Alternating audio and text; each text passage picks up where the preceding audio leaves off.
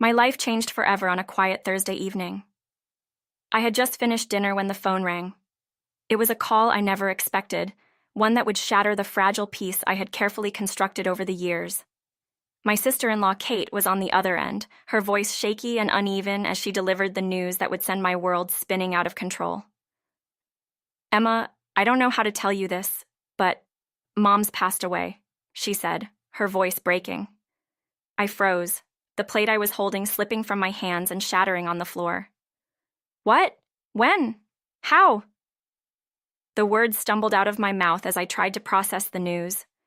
My mother-in-law, the woman I had tried so hard to please, was gone. It felt surreal, impossible even. But as the initial shock wore off, a new emotion began to take its place. Duty. I needed to be there for the funeral, to pay my respects, no matter the history we shared. I quickly made plans to attend the funeral, but when I told my husband, James, his reaction was cold, almost hostile. "You can't go," he said flatly, not even bothering to look up from the newspaper he was pretending to read. "What do you mean I can't go?" I asked, my voice trembling with confusion. "She's my mother-in-law, of course I need to be there." James finally looked at me, his eyes hard and unyielding. "My mother hated you, Emma. She wouldn't want you there. You'll only cause trouble." His words hit me like a punch to the gut. Sure, my relationship with my mother-in-law had always been strained, but I had no idea she felt that strongly.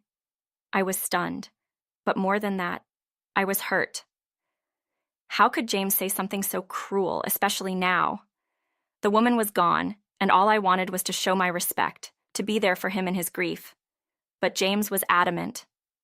"Don't you dare show up, Emma," he warned, his voice icy. "I'm serious."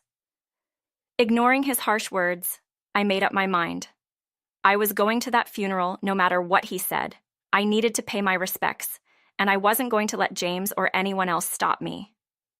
The next morning, I dressed in black, the traditional color of mourning, and left the house without telling James where I was going. The drive to the funeral home felt like a journey through a fog. My mind was a blur of emotions, from anger to sadness, and a growing sense of dread that I couldn't quite shake. When I arrived, the scene was eerily calm. The funeral home was quiet, with only a few people milling about. As I walked in, my heart pounded in my chest. Something felt off, but I couldn't put my finger on it. I scanned the room, looking for familiar faces, but I didn't recognize anyone. And then I saw him, James, standing at the front, speaking in a low voice to the small group gathered around him.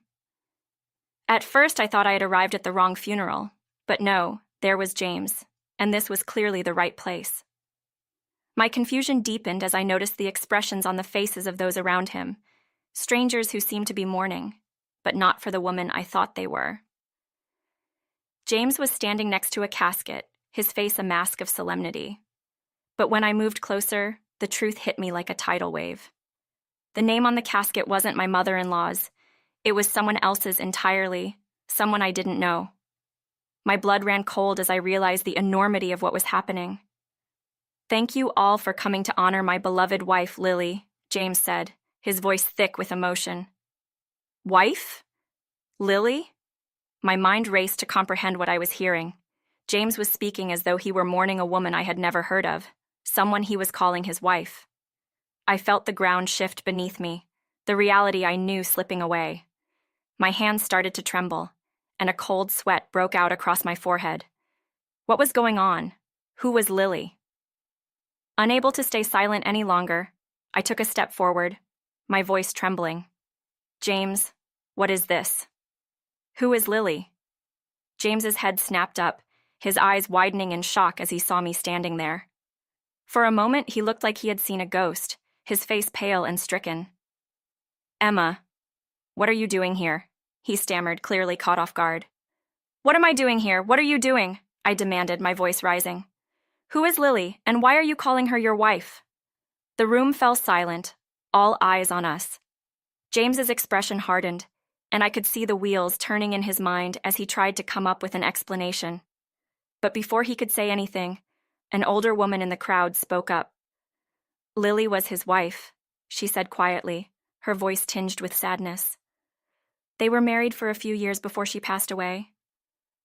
I felt like the air had been sucked out of the room. Married? James had been married before? He had never mentioned it, not once in all the years we had been together.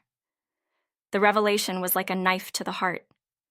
I looked at James, searching his face for any sign of remorse, but all I saw was cold calculation. Emma, I can explain, James began, but I cut him off. Озрение, гнев, который поднимается в меня как цунами. Explain? You lied to me, James.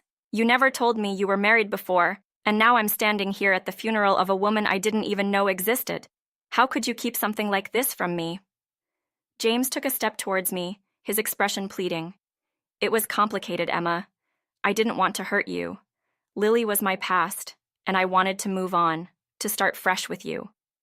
Start fresh? By lying to me from the beginning, I spat, my voice trembling with fury. You built our entire marriage on a lie. Before James could respond, I turned on my heel and stormed out of the funeral home, my mind racing. Everything I thought I knew about my life with James was unraveling before my eyes. How many other lies had he told me? What else was he hiding? As I drove home, my mind was a whirl of thoughts and emotions. I felt betrayed, humiliated, and above all, deeply hurt. How could James have done this to me? The man I thought I knew, the man I had shared my life with, had been living a double life, and I was only now discovering the truth. But as the shock began to wear off, I realized that I couldn't let this go. I needed answers. I needed to know the full extent of James's deception. When I got home, I started digging. I went through James's things, searching for any clue that might shed light on who this Lily was and what had really happened. And as I pieced together the fragments of his secret life, the story that emerged was more twisted and tragic than I could have imagined. James had married Lily right out of college. They had been deeply in love, or so it seemed, but their marriage had been fraught with difficulties. Lily had been diagnosed with a terminal illness just a year after their wedding, and James had spent the next few years caring for her as she slowly deteriorated. It was a heartbreaking story, one that would elicit sympathy from anyone who heard it. But there was a darker side to it, one that James had carefully hidden. As I dug deeper, I discovered that Lily's death had not been as straightforward as James had made it seem. There were rumors, whispers among those who had known them, that James had been less of a devoted husband and more of a man eager to escape his burdens. Some suggested that he had been unfaithful, that he had started seeing other women even while Lily was still alive. Others hinted at something even more sinister, that James had hastened Lily's death to free himself from the responsibility of caring for her. The more I learned, the more horrified I became. The man I had married was a stranger, someone capable of deceit and betrayal on a scale I had never imagined. But the worst was yet to come. As I continued my investigation, I stumbled upon something that made my blood run cold. A series of emails between James and a woman I had never heard of, a woman named Grace. The emails were recent, dated just a few weeks before Lily's death, and they painted a picture of a man who was not only unfaithful, but also ruthless in his pursuit of what he wanted. In the emails, James and Grace discussed their plans to be together, to start a new life once Lily was out of the picture. The language they used was cold, clinical, devoid of any emotion. It was clear that they had been planning this for some time, and that Lily's death was not the tragic accident it had been made out to be. It was murder. I felt sick to my stomach as I read the emails, the full extent of James's betrayal finally sinking in. He had killed Lily. He had taken her life to free himself from the burden of caring for her, and he had done it all so that he could be with another woman. And now, that same man was living under my roof, sleeping in my bed, pretending to be a loving husband while hiding the darkest of secrets. I knew I had to do something, but I was terrified. James was dangerous, more dangerous than I had ever imagined. If he found out what I knew, there was no telling what he might do. But I couldn't just stand by and do nothing. Lily deserved justice, and I needed to protect myself from a man who had already proven capable of murder. I took the evidence I had gathered, the emails, the documents, everything, and went to the police. It was the hardest thing I had ever done, turning in the man I had once loved, but I knew it was the right thing to do. The police took my statement, and they assured me that they would investigate. But as I left the station, I couldn't shake the feeling that I was in over my head, that I had just set something in motion that I couldn't control. The next few days were a blur of fear and anxiety. I kept expecting James to confront me, to demand to know what I had done, but he acted as if nothing was wrong. He went about his day as usual, completely unaware that the walls were closing in around him. It was eerie, watching him, knowing what I knew, Isrania, and wondering when he would realize that his carefully constructed world was about to come crashing down. Then, one evening, it happened. There was a knock at the door, and when I opened it, I found 2 police officers standing on my doorstep. James came up behind me, his face a mask of confusion as the officers stepped inside. "James Anderson?" one of the officers said, his tone formal. "You're under arrest for the murder of Lily Anderson." James's face went pale, and for a moment, he just stood there, stunned. Then, as the reality of what was happening sank in, he turned to me, his eyes filled with a mixture of anger and fear. "Emma, what have you done?" he demanded, his voice shaking. I took a step back, my heart pounding in my chest. "I did what I had to do, James. You can't get away with this." The officers moved forward, handcuffing James as he continued to plead with me, to try to convince me that it was all a misunderstanding, that he was innocent. But I knew the truth. I had seen the evidence, and I had no doubt in my mind that James was guilty. As they led him away, I felt a strange sense of relief, mixed with a deep sadness. The man I had loved was gone, replaced by a monster I could barely comprehend. But despite everything, I knew I had done the right thing. I had stopped him before he could hurt anyone else. In the days that followed, the truth about James came out. The police investigation uncovered more than just the emails I had found. They discovered evidence that James had been planning Lily's death for months, and that he had carefully staged it to look like a natural occurrence. He had even gone so far as to manipulate her medication, ensuring that she would die slowly and painfully, all while maintaining the appearance of a devoted husband. The trial was swift, and James was found guilty of first-degree murder. He was sentenced to life in prison without the possibility of parole. As I watched him being led away in handcuffs, I felt a mixture of emotions: relief, anger, and a deep sense of betrayal.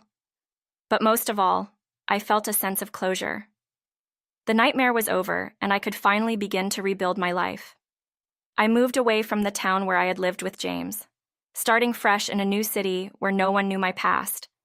It wasn't easy, but over time, I began to heal. I found a new job, made new friends, and slowly, I started to put the pieces of my life back together. But the scars remained. I would never forget what James had done, and I would never fully trust anyone again. The experience had changed me, made me more cautious, more guarded. But it had also made me stronger.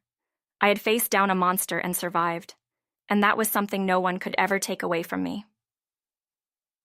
As the years passed, I found peace in the simple things: walking in the park, reading a good book, spending time with the new friends I had made. Life wasn't perfect, but it was mine, and that was enough.